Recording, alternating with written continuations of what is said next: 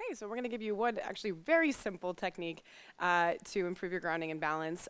This works for both leaders and followers, but especially for followers, it seems like we are always expected to do all the crazy stuff on one foot 50 times in a row. So one of the techniques I like to use is just gripping the floor like an animal. You're just going to feel the floor. So one thing you could do to work on this would be to stand on one foot. You'll kind of see some of this technique later. Stand on one foot.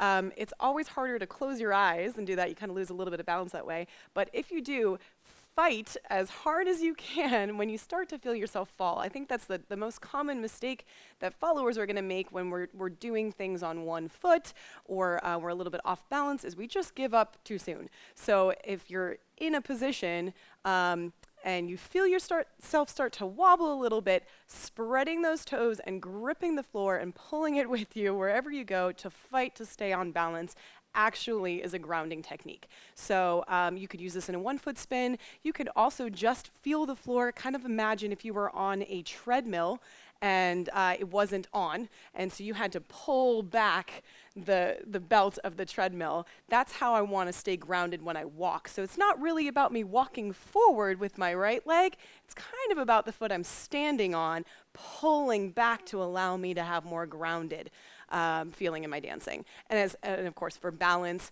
if I'm doing something that requires a 1-foot action, which we'll talk about a little bit later, the moment I start to feel myself doing a little bit wobbliness, I'm going to fight it and grip the floor, and I can come out if I need to, but it's better than giving up right away.